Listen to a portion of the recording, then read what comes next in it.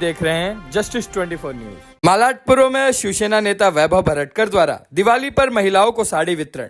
मुंबई मालाडपुर के अप्पापाड़ा में दिवाली के शुभ अवसर पर मालाड विकास प्रतिष्ठान की ओर से भव्य साड़ी वितरण कार्यक्रम का आयोजन किया गया। इस कार्यक्रम का आयोजन शिवसेना दिंडोशी विभाग प्रमुख वैभव भरटकर और पूर्व नगर सेविका धनश्री वैभव भरटकर द्वारा किया गया। हर वर्ष की तरह इस वर्ष भी वैभव भरटकर ने दिंडोशी विधानसभा की लगभग 15,000 महिलाओं को दिवाली के उपलक्ष्य में साड़ी उपहार स्वरूप प्रदान की। कई दिनों तक चले इस कार्यक्रम में हजारों की संख्या में स्थानीय महिलाएं उपस्थित रही, जिन्हें दिवाली गिफ्ट के रूप में साड़ियां वितरित की गई और सभी को दिवाली की हार्दिक शुभकामनाएं दी गईं। पत्रकारों द्वारा पूछे गए सवालों के जवाब में वैभव भरटकर ने बताया कि उनकी कई वर्षों से लगातार जद्दोजहद के बाद जल्द ही अप्पापाड़ा की डीपी रोड शुरू हो जाएगी, जिससे स्थानीय नागरिकों को ट्रैफिक समस्या से राहत मिलेगी।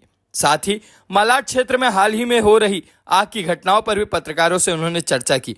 आइए देखते हैं जस्टिस 24 न्यूज पर इस कार्यक्रम के दौरान शिवसेना नेता वैभव भरटकर ने क्या कुछ कहा इस रिपोर्ट में। शुभकामनाएं देंगे लोगों को। ये पर्व हम लोग पिछले मेरे से पहले पीढ़ियों से हम लोग मनाते आ रहे और ये पर्व आनंद का पर्व है, रंगों का पर्व है। लोग बहुत आनंद के साथ, अभी पटाखों के प्रदूषण की वजह से हम लोग उससे बचते हैं या ध्वनि प्रदूषण की वजह से पटाखों से बचते हैं, पर एक पारिवारिक मिलन जो होता है, सब एक दूसरे के घर में जाते हैं, कोई जाति धर्म का उसमें विषय नहीं रहता है, सब एक दूसरे का मुंह मीठा करते हैं, हो सके इतने उपहार एक दूसरे को देकर खुश करने की कोशिश करते हैं। ये लोगों को एकत्रित लाने का यो हिंदुस्तान का ये हमारा महोत्सव है। मगर कितना हजार आपने साड़ियाँ बांटने का काम किया?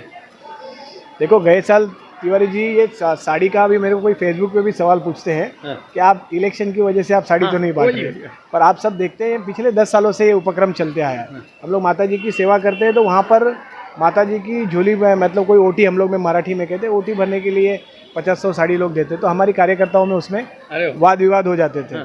तो फिर मैंने हमारे कुछ दोस्तों को कहा, तो वो लोग किसी ने 1000 साड़ी से कोई ओटी भरता है, कोई 5000 साड़ी से भरता है, कोई 10,000 साड़ी से भरता है, और हम लोग माता जी की वो ओटी भरते हैं और वो प्रसाद में दिवाली। कितने हजार की ओटी भरे?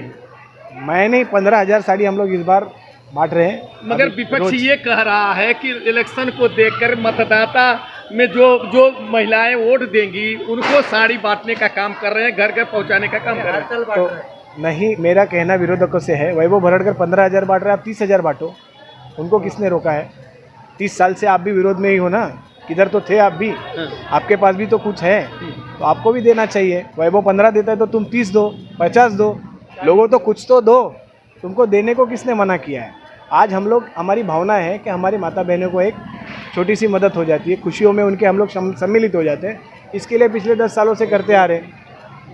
दादाजी, जिस प्रकार से आपके सवाल है मेरा कि ऑलरेडी दिंडोशी में पिछले कुछ वर्षों से आगजनी की घटनाएं बहुत सारी हो रही हैं, आज भी आगजनी की घटना हुई, जहां पर आपने विजिट किया, क्या पूरा मामला था उसके बारे में?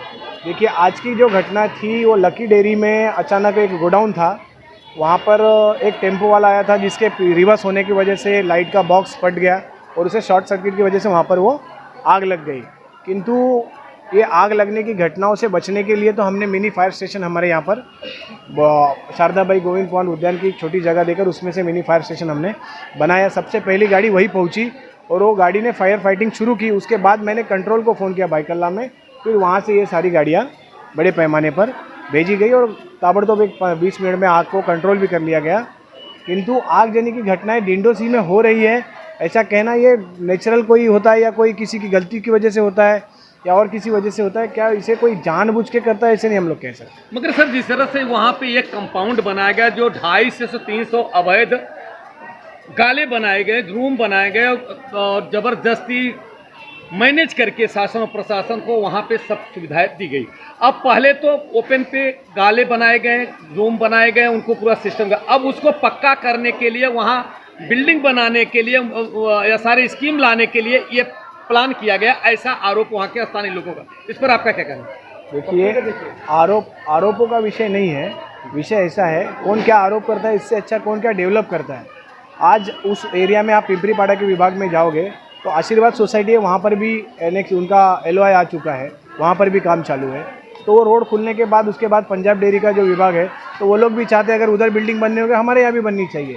इसी के यहाँ पे बिल्डिंग बन रही है तो किसी को नाराज़ होने की ज़रूरत नहीं है, वो तो विकास होना ज़रूरी है। जब विकास नहीं होगा तो फिर तुम्हारा और हमारा मतलब क्या रह जाएगा।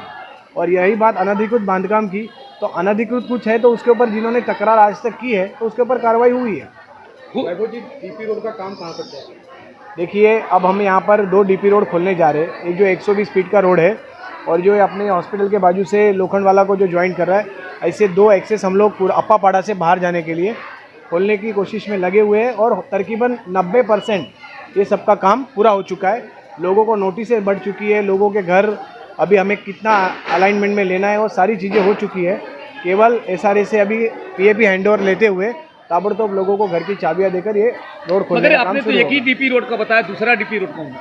जो 120 फीट का डीपी रोड है जो हमारे मलाड रिजर्वायर से लोखंडवाला ज्वाइन करता है और ये 13.40 मीटर का जो अपने अप्पापाड़ा हॉस्पिटल के बाजू से होते हुए लोखंडवाला जाता है, ऐसे ये दोनों रोड हम लोग खोल रहे हैं।